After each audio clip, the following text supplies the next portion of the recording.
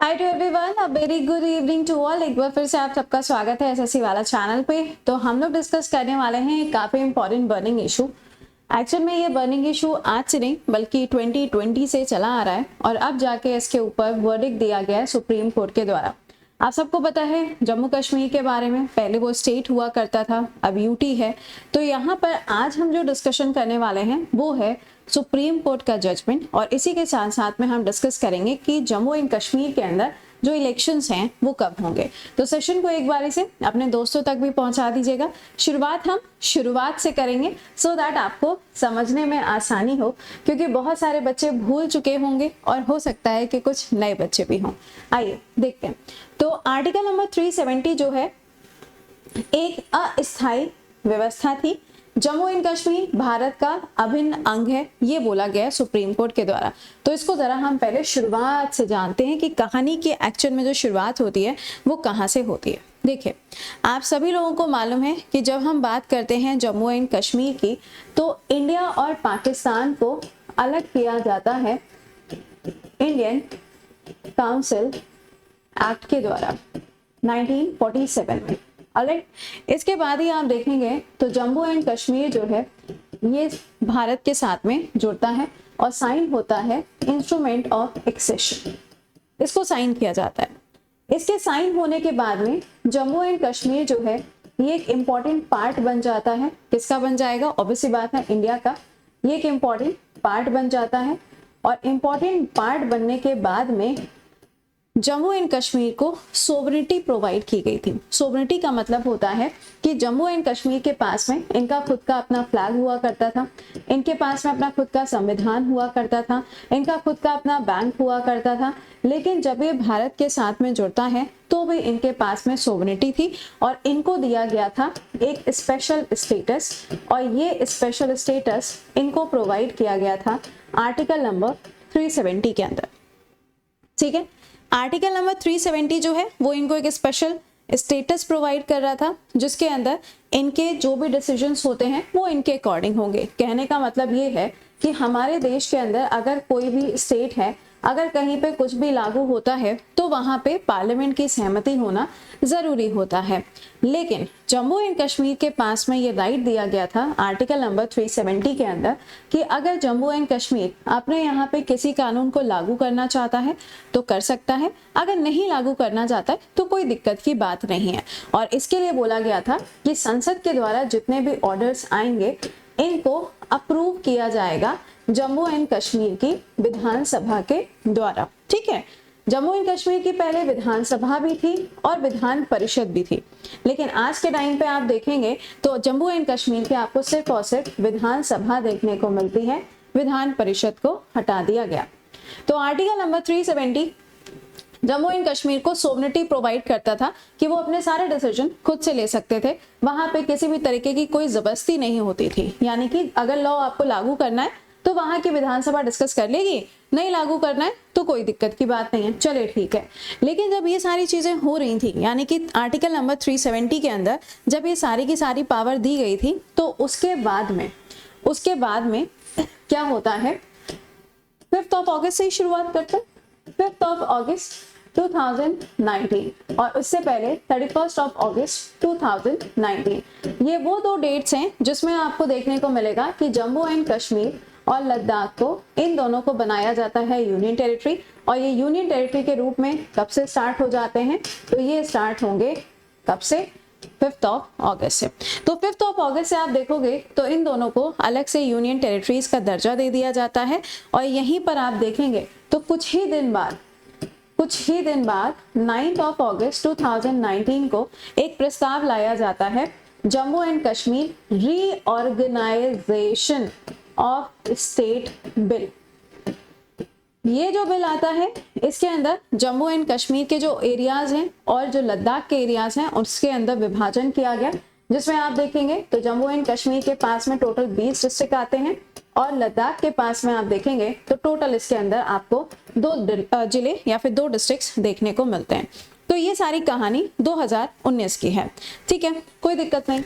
2019 में जब ये सारी चीजें हो रही थी उसके बाद में ही यहाँ पर बोला जाता है कि भाई ये सब तो चीजें ठीक हैं। अब ऑब्वियसली बात है ना कि बिल आएगा तो दोनों हाउसेस से पास होगा, उसके बाद में वो राष्ट्रपति के पास जाएगा, राष्ट्रपति उसके ऊपर साइन करेंगे और वो कानून बन जाता है। तो इन सभी डेट्स के साथ में दोनों हाउसेस से बिल को पास किया गया, राष्ट्रपति ने इसके ऊपर अपने साइन किए और साइन होने के बाद में Jammu and Kashmir UT and Ladakh UT ये बनके यहाँ पर तैयार हो गए। लेकिन यहीं पे आती है एक पिटीशन, इसी जगह पे आती है एक पिटीशन, और ये जो पिटीशन है ये आती है सुप्रीम कोर्ट के अंदर।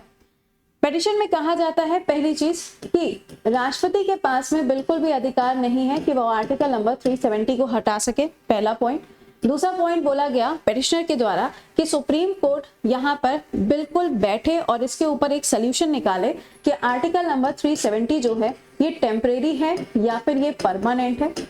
ये दो इंपॉर्टेंट क्वेश्चंस जो थे वो सुप्रीम कोर्ट के सामने खड़े होते हैं और सुप्रीम कोर्ट ने अपना वर्डिक्ट सुनाने के लिए जो तारीख डिसाइड की थी वो थी 11 दिसंबर, यानी कि आज जाके इसके ऊपर जो जजमेंट आया है वो आपको देखने को मिल रहा है। तो सुप्रीम कोर्ट का जो जजमेंट आया है उसके बारे में हम बात करेंगे। सुप्रीम कोर्ट के जजमेंट में आप देखेंगे तो 5 जजेस की बेंच को बनाया गया और इन 5 जजेस की बेंच को हेड कौन कर रहा था, DY चंद्रचूड़ जी, यानी कि चीफ जस्टिस ऑफ इंडिया जो है वो यहाँ पर इसको हेड कर रहे थे। अलग अलग जजेस ने अपनी अलग अलग बात कही, CJI ने भी अपनी अलग बात कही, लेकिन इन सबका मिला के जो कंक्लूजन निकला है वो कंक्लूजन एक ही है। कंक्लूजन यहाँ पे क्या निकला, कंक्लूजन यहाँ पे बताया गया कि आर्टिकल नंबर 370 पहले ही पॉइंट लिखा हुआ है, आर्टिकल नंबर 370 जो है ये टेम्परेरी है, क्योंकि जब इंडिया पाकिस्तान को अलग किया गया था और उस समय पे जब इंस्ट्रूमेंट ऑफ एक्सेशन को साइन किया गया था तो वो उस समय की कंडीशन को देखते हुए साइन किया गया था और उस समय जो महाराजा हरि सिंह थे इन्होंने इसको साइन कर दिया था और ये भारत के साथ में जुड़ गया था। दूसरा पॉइंट कहा गया कि आर्टिकल नंबर 1 जो है हमारे संविधान का, आर्टिकल नंबर 1 जो कि कहता है इंडिया क्या है, एक ग्रुप ऑफ स्टेट है, या आप कह सकते हैं भारत जो है ये क्या है, एक यूनियन है ना, क्या है, एक यूनियन के रूप में आपको देखने को मिलता है। साथ ही साथ में जजेस के द्वारा ये भी बताया गया कि जम्मू एंड कश्मीर का खुद का जो संविधान था उसका आर्टिकल नंबर 3 जो हुआ करता था, ये इंडियन कॉन्स्टिट्यूशन का आर्टिकल नहीं बोला है मैंने, ये जम्मू एंड कश्मीर के कॉन्स्टिट्यूशन का आर्टिकल नंबर 3 जो है वो ये कहता है, ध्यान से सुनिएगा, कि जम्मू एंड कश्मीर भारत का एक अंग है, यानी कि जम्मू एंड कश्मीर खुद ही एक्सेप्ट करता है कि वो इंडिया का एक इम्पॉर्टेंट पार्ट है। और अगर वो इंडिया का इम्पॉर्टेंट पार्ट है तो ऑब्वियस सी बात है कि हर एक चीज जो है वो अगर पूरे भारत पे लागू हो रही है तो वो जम्मू एंड कश्मीर के ऊपर भी लागू की जाएगी। अगला पॉइंट यहाँ पे बोला गया कि राष्ट्रपति ने, यानी कि उस समय रामनाथ कोविंद जी ने, बात 2019 की हो रही है ना, रामनाथ कोविंद जी ने 2019 में जो एक्ट बनाया था, यानी कि बिल के ऊपर जो साइन करके उसे एक्ट बनाया था वो बिल्कुल सही था, उसमें कोई भी गलत चीज नहीं थी।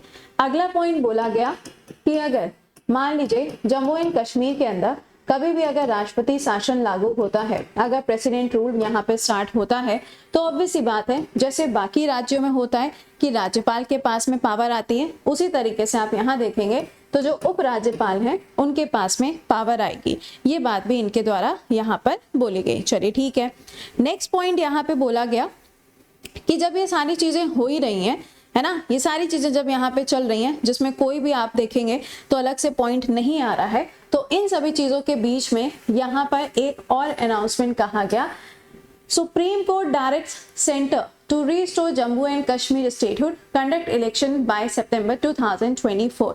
यहाँ पे सभी जजेस का जो कंक्लूजन आया वो यहाँ पर ये बोला गया कि आर्टिकल नंबर 370 टेम्परेरी तो है, अगर इसके ऊपर और भी किसी तरीके के डिस्कशन की जरूरत है तो डिस्कशन इसके ऊपर किया भी जा सकता है, लेकिन जैसे कि अभी आपने देखा कि 2 बिल आए थे और इन दोनों बिल को पास कर दिया गया।